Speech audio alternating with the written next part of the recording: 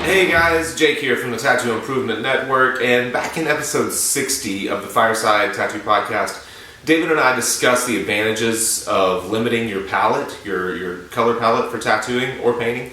So I thought I'd put together a little video illustrating a limited palette that I use on a pretty regular basis to give you something to start from, like a jumping off point if you're just getting into the idea of using a limited palette. So check it out. I hope you like it, and make sure to subscribe, tattooimprovement.com, and let us know what you want to learn more about, if you like what we're doing, if you don't like what we're doing. Now don't tell us if you don't like what we're doing. We don't care about that. Thank you, tattooimprovement.com. Alright, so let's get started. I should go ahead and credit the super badass painter Casey Ball for teaching me this very basic idea that I've used over and over since I took his workshop. But this is similar to a palette that he uses. I've tweaked it a little bit. You can translate this directly to tattooing. All right, I'm going to run through the actual colors first. This is a primary palette. I have a family of reds, a family of yellows, and a family of blues. And you'll notice I have a warm, medium, and a light of each one. I'll start right here. This is transparent red oxide. It's a dark red. Cadmium red medium, a medium red. And cadmium orange. I forget what cadmium orange, but cadmium orange, that's my lightest red.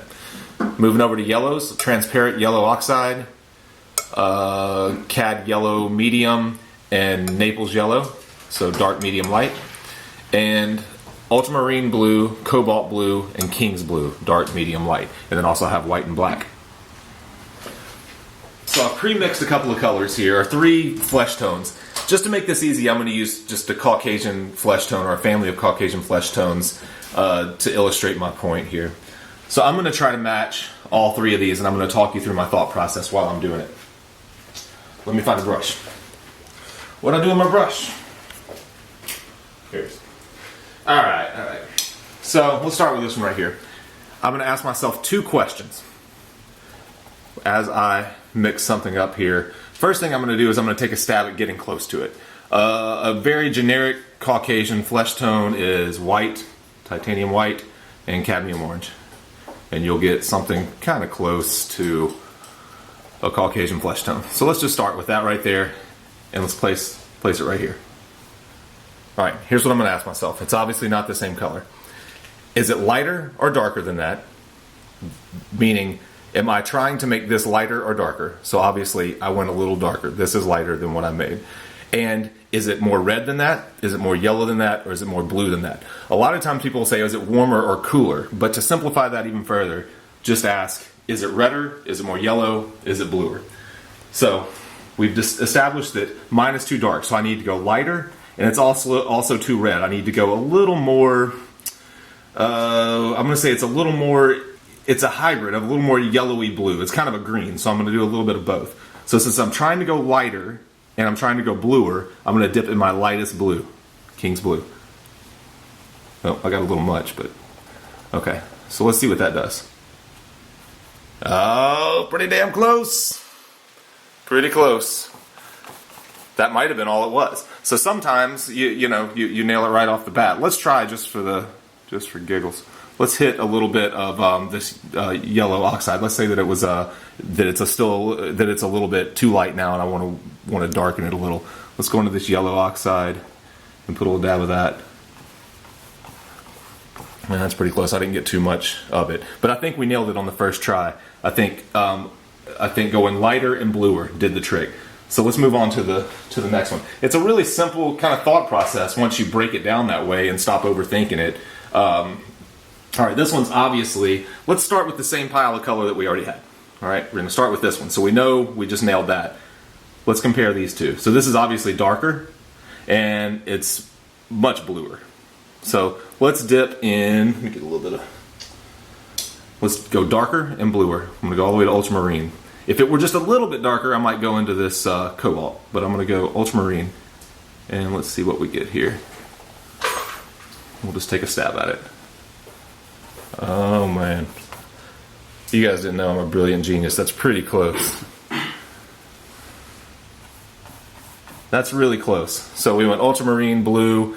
We knew it was bluer, we knew it was darker, so we went to our dark blue. It's like kindergarten painting. All right, last one. we're going to stay with the same pile of color. We're going to go, our value is actually pretty close there, right? I mean, from a value standpoint, if you knocked both of those to gray, they're probably a pretty similar gray from my eye.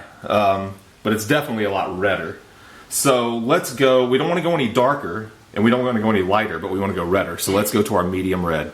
Cad Red Medium. And this stuff, as you can tell, goes a very, very long way. Any cadmium color is super potent, and it takes just a dab to get where you want it, or you'll end up really overshooting it. And I can already tell I just overshot it because I dipped too much out. But let's go and put it down anyways. Okay, so we're not too far off. It's lighter. We're trying to get a little lighter and maybe not quite so red. So we want to go a little bit back more to blue and a little bit lighter. So let's go light blue and see what we get. Go back to that King's blue. Let me get just a touch more turpentine here. All right, lighter, bluer, what do we have? Still a little bit dark. Let's go a touch lighter again. And now I'm not ignoring black and white. You can use those, but it's always better. Black and white tend to dull it out a little more. If you start mixing a lot of these transparent colors together, you'll end up with a much richer, more interesting color. So I could dip a little bit into white and maybe achieve the same thing, but I'm trying to do it this way instead. And I may end up having to go, because I've gone light, I've gone blue. Let's try just a little bit of my lightest yellow, see what we get out of that. Oh, now that one's pretty close. That might have done it. So the reason, just to reinforce what I was just talking about, you can go into white and black. Always remember, if you're going black or white, but if you're going black, think blue. Black is always, when it goes down on canvas, it looks blue. When it goes into skin, it's cool, it's blue. So if you need to go, a lot of people will overshoot black in their paintings, and they'll look like they're painting corpses. And that's because black is blue, white is blue. They're both kind of cool tones. So if you want to lighten something up and you want to add white, remember you're going to cool it down too. So you might want to add white and a little bit of your cad orange or whatever it is.